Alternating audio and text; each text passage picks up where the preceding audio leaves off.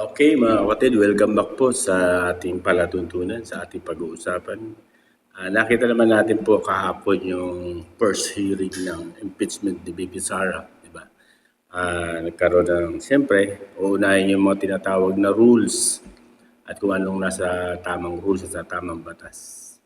Yung sa part ng sagutan na Attorney Sheila Season at saka ni Luestro, Kong Luestro, nakita natin yung, di ba, kinain ng buwan. Hindi, joke lang. Okay naman yung si Kong Luestro. Kaya lang, na-deny yung kanyang dininay ni Senador Escudero. Lumutang talaga yung abogado ni VP Sara. Pero ang pag-usapan natin mga kapatid, yung kwan. At by the way nga pala, salamat at God bless po sa lahat sa nakaka-appreciate. Mamaya kain tayo ng chocolate. May dala tayo dito ng chocolate. Okay.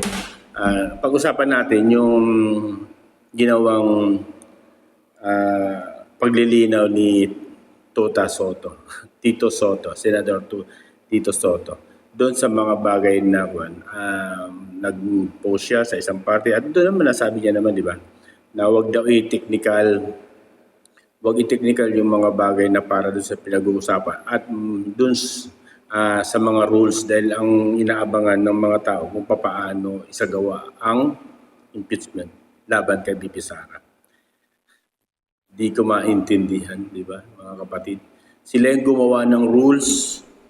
Sila yung naggawa ng rules na yan. Aanin pa yung rules kung hindi susundin yung rules. Kaya nga, di ba, nagsalita si Senator Alan Peter Cayetano regarding doon. Nililinaw niya, inaayos, para hindi nga, sabi niya, di ba, mga kapatid, kapag sa simula pa lang mali na sa dulo. Sample ko nga dyan, yung, di ba yung polo natin, yung polo natin na sinusuot natin. Subukan nyo pong simulan sa mali yung botones. Hanggang baba, mali na po yun, di ba? Iba na yung dadating sa baba. Ibig sabihin, simulan mo ng tama para tama rin yung dulo. Kung hindi na susundin yung rules o yung mga tinatawag na nakasaad sa saligang batas o doon sa batas ng 1987 Constitution, ay dilitaw na may mga agenda kayo. Ba't kailangan pang, di ba? Ba't ginawa nyo pa yung rules na yan kung hindi rin naman pala susundin? Kayo gumawa, kayo pa rin lalabag ng mga rules. Ano lang ang motibo nyo? Di ba? Anong naratibo nyo? Di ba? Para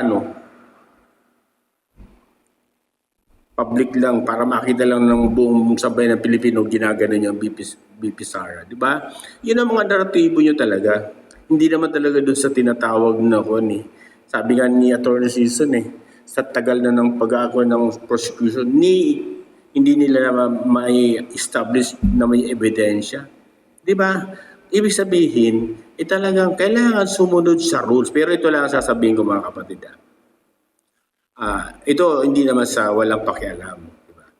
Pero ito lang ang sasabihin ko po. Yung impeachment ni VP Sara na yan, makulong man siya, bagay wala namang kulong yan, kumbaga matatanggal lang siya sa posisyon, matanggal man siya bilang vice presidente at hindi na siya makatakbo sa lahat ng posisyon, makakain ba namin yun? Tanong ko lang po yun, di ba? Hindi makakain ng sambayan ng Pilipino yung impeachment ni VP Sara, ma-impeach man siya. At isa pa, di ba, tingnan nyo, kung magkano ginagastos nyo sa bawat araw ng impeachment yan, base sa regular na proceeding sa Senado, nagto-25 million a day. Kwan yan. Special na gawain yan. Hindi lang 25 million yan, baka mag-75 million a day yan. Sa dami ng mga inimbita yan, sa dami ng mga magkukuhan dyan. Di ba? Anong nawala doon? Pera ng sambayan ng Pilipino. Yun ang nawala doon. Kaya wala kaming kuwan dyan sa impeachment na yan. Hindi makakain ng sambayan ng Pilipino yan. Yung mga impeachment na ganyan. Kaya tantanan nyo kami para makita rin ng sambayan ng Pilipino. Hindi po, walang interest sa sambayan ng Pilipino. Idinadamay nyo lang po ang sambayan ng Pilipino o bayan o sambayan ng Pilipino. Pero ang totoo, kayo ang may agenda. Yun ang totoo, aminin nyo. Kaya nagsalita si Alan Peter Cayetano, sinundan ng Pia Cayetano. Sumunod kayo sa rules. Nandiyan na yan tanggapin na natin. Pero huwag niyong baluktutin ang batas. May mga kuha ka pa, ewan ko yung salita mo ba, Latin ba yun? Yung mga, parang nagpapakita na parang napakahusay mo. Tota soto. Naglabas ka pa ng mga, ewan ko, Latin yun eh. Di ba? Salitang Latin sa Latin ba yun? Alam bagay, alam namin. O marami nakakaalam. Di ba? Diyan ka magaling sa Latin. Sa Latin. Di ba? Oh, yung Pepsi Cola. Pepsi. Pepsi. Ang hirap eh. Yung co-host mo, sabi ni Adjo Iliana, o di ba? Mahusay ka sa Latin eh. Ang akala mo naman, kapag nag-Latin o ano pa man, napakatalino na. Hindi ganun. Kahit ano pang lingwahe ang gamitin nyo dyan, okay lang yun. Kung basta ang mahalaga na nauunawaan ng sambayan ng Pilipino, hindi yung mga palatin. Sa Latin, diyan ka magaling sa Latin. Diba? Ibig ko sabihin po mga kapatid, kahit anong lingwahe, basta sa tama sa rules, nandiyan na yan eh. Huwag niyong baluktutin ang batas. Ang rules ay rules. Kaya nga meron kayong pamantayan dyan eh. Diyan kayo sumunod para huwag kayong magkakamali. Ginawa niyo yung rules eh. Yun nakakadismaya mga kapatid eh. Tapos itong mga dilawan o mga kaliwa maglalabas na hindi raw pagrespeto sa batas yung hindi pagpunta ni BP Sara. Ito talaga mga, lalo si Sardanya ba yan, Congressman Sardanya ba yan? Alam mo mga kapatid, kapag may alam ka sa batas, maiintindihan mo. Pero dahil nga sa kulang sa kaalaman sa batas at rules, yan ang sasabihin na walang respeto at hindi. Kaya nga may council eh. Nakalagay naman dun. Hindi kailangan, nandun na eh. Kapag nandun na, ginawa ng council niya o mga abogado niya, pagtugon na po yun. Hindi na po pagbastos yun. Gusto nyo lang talaga. Diba? Dahil gusto nyo ipako sa krus. Na alam ng sambayan ng Pilipino kung ano ng mga naratibo nyo. Yun po ang aminin natin. Diba? Yun ang po ang gawin natin. Huwag tayong magbabaluktot ng batas. Huwag natin baluktotin ng rules. Sumunod po kayo sa rules. Kapag nabubulja kayo, parang sample ko mga kapatid kahapon, parang yung manok, nakilikili ka kagad si Kong, di ba? Tinamaan kagad sa kilikili si Kong Luistro. Yung mga bahanat ni attorney, di ba? Sheila Seso. Wala. Kumbaga, siguro, napag-isip-isip ko, di ba yung balita nga, nung unang salpukan, kinain daw ng buo ni attorney Season si Kong Luistro, di ba, kinain. Pero di ako naniwala kasi naging kwan din yan eh. Parang naging fiscal ata yan si Luistro, di ba? Kaya magaling yan. Pero parang ngayon ko napagtanto na yung napanood ko kahapon, baka totoo nga na kinain ka ng buo.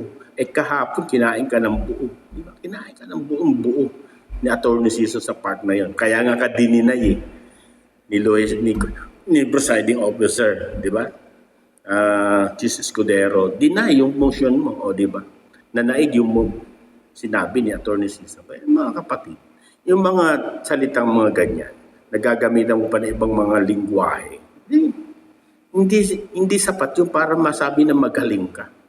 Pakita mo, ang magaling yung sumusunod sa batas, ang magaling yung sumusunod sa rules, doon natin pag-usapan, doon yung pag-usapan sa tamang venue na po yan eh, di ba? Kaya nga first hearing yan eh. Pero dapat sumunod sa tama. Huwag magkakamali sa part na yun. Kasi pag sinimulan nga, sabi nga ni Senator Pierre Catano, pag sinimulan siya mali na. O kaya ni Senator Amy Marcos. Di ba? Sinabi niya yan eh. O, buti nga si Juan eh. Buti nga si Senator Robin Padilla nagsalita doon. Kahit hindi yan abogado. Pero hindi ko nakita doon na nagsalita yung dalawang bendalo. Di ba? Mga Tulpo brothers. Di ba? Parang ano?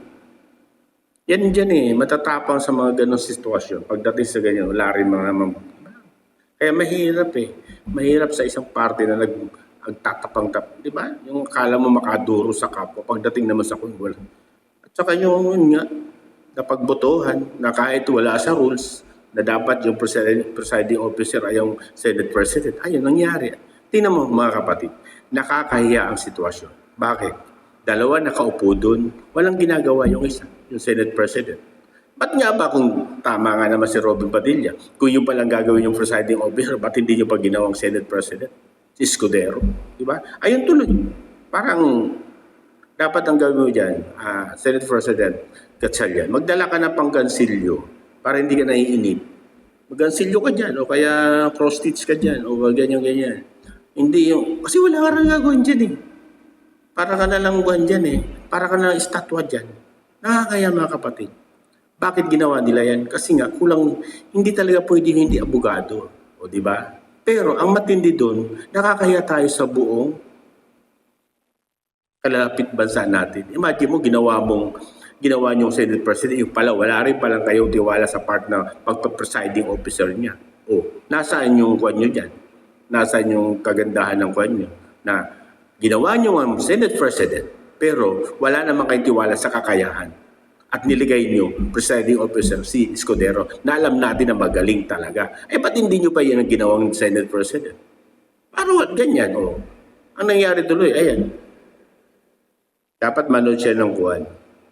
Bagay, uso naman yung mga telenovela na mga Korean novela. Yan, mag-download ka po. Senate President Gatchalian, mag-download ko ng mga ilang mga nobela ng Korean. Manood ka na lang ng Korean. Yan. Kasi wala ka rin namang magagawa na dyan. Yan ang nakakahiya. Diba? Senate President, parang ayaw ng majority na maging presiding officer. Bulok ang sistema. Diba? Kaya mga kapatid, tandaan natin, ang batas ay batas. Ang rules ng Senado, kaya nga may rules sa Senado, sundin niyo po ang rules ng Senado para hindi po tayo nagkakamali. Basta huli ang sinasabi ko, walang kapakit-pakinabang ang sambay ng Pilipino dyan. Hindi nila makakain yan, yung impeachment ni BP Sara. Matanggal man yan na Vice Presidente, hindi na siya makatakbo ng anumang posisyon. Pero lagi niyong tatandaan, hindi makakain ng sambay ng Pilipino yung ginagawa nyo. Naglustay lang kayo ng budget, lustay lang kayo ng pera ng mga Pilipino. Imbis na ituon nyo yung budget na yun o ituon nyo sa pangangailangan ng mga tao na mga naapektuhan ng nagdaang baha, na darating na naman yung baha. Dapat yun, dun nyo na lang nilaan yan. Hindi yung nagsasayang kayo ng pera ng sambay ng Pilipino. Bagay, siguro, kaya ganyan kayo makapaglustay kasi hindi nga sarili niyo yung pera. Pero sino ang nasasaktan? Sino ang naapektuhan? Sambayan ng Pilipino. Na imbis yung ginastos nyo dyan sa impeachment na yan, inilaan nyo sa pangangailangan ng sambayan ng Pilipino. Mas matutuwa pa kami. Hindi namin makakain yan. 25 million a day? O hindi lang 25 million a day yan.